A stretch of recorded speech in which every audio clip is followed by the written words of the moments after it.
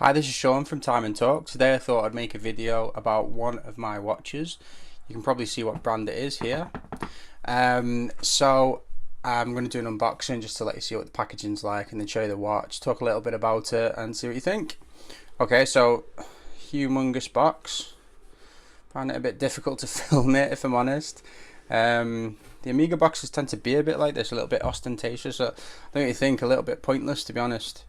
So yeah, it's a nice, kind of a nice box, to be honest. A nice wooden box, inside a cardboard box. All the warranty information, etc., is in there. Let's move this out of the way, and there's the inner box. So it's got a kind of nice, don't know if it's genuine wood or not. Nice wooden box. Inside, Omega Speedmaster, first Omega in space. This box is kind of similar in ostentation to the Moonwatch box, but the Moonwatch box has at least got useful stuff in it. I think it's got a loop in it, a NATO strap, things like that. This is literally just a box with kind of nice lining. So you know, if you feel like me, maybe that they're trying to justify the price of it by making a fancy box, and it's kind of pointless, takes up too much room in your drawers and stuff like that. But tell me what you think. Okay, so the watch,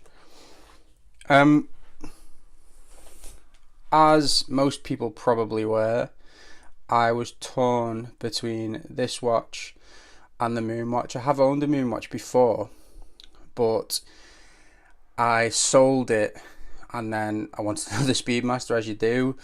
So I went to the dealer, in this case Goldsmiths, and I tried on both of them. I wanted the watch with a leather strap because I've already got the Explorer, which has got a bracelet. So I tried on this and I tried on the Speedmaster Moonwatch with the leather strap, and I just thought this one was kind of better on my wrist. Not that it's necessarily a better watch, it's slightly smaller, got kind of a thin wrist. I just like the whole look of it as well. So just to go through some of the specifications of it. This watch is called the first Omega in space. The reason it's called the first Omega in space, pretty obviously, is because it was worn in space by an astronaut called Walter Schirra in 1962 on October the 3rd, and he was apparently the 9th person ever in space. This was way before Omega had a kind of relationship with NASA, and their watches have been tested for space travel. Apparently, just before he knew he was going into space, Walter Schirra just bought a watch. He liked the Speedmaster, so he wore it, which is kind of cool. On the back of the watch, you can see that it commemorates this event. So there's a kind of nice engraved case back which says the first Omega in space, October the 3rd, 1962, and the Omega Hippocampus in center. The watch is a numbered edition, so this particular one is number 4859.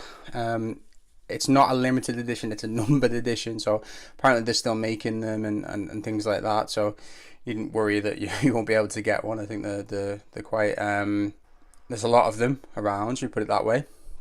Okay, so anyway, to tell you a bit about this watch, first of all, this is a watch that was pre the moon landing Omega Speedmaster Professionals, as I've said, so it has a couple of differences. The first difference is the handset. So the Omega Speedmaster first Omega in space has alpha hands. If you see the shiny metal hands, unlike the kind of plasticky ones on the Moonwatch, some people like this. It makes it look a little bit more dressy, a little bit more kind of flashy, I guess, but it does reduce legibility for some people, and that's the whole point for some of the Speedmaster. Also, it has straight lugs, unlike the Speedmaster, which has a kind of asymmetrical lug pattern. You'll also notice that it doesn't have crown guards, unlike the Speedmaster Professional. As well as this, it's a different size. So this is a 39.7mm watch, unlike the Moonwatch, which is 42mm.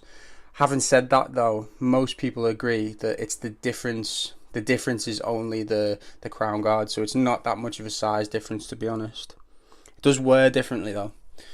As well, it's got sapphire crystal rather than Hesalite crystal. A lot of people like the Hesalite on the Speedmaster. I'm one of them. I bought a tube of poly watch. It was nice to kind of clean the crystal every now and again, quite fun. This, you can't do that, but it's going to be more hard wearing. As well as this, this has the caliber 1861 movement in it, which has a 48-hour power reserve, 18 joules, and it runs at 21,600 vibrations per hour. This particular watch was based on the watch that Shearer was wearing, the CK2998 with the caliber 321.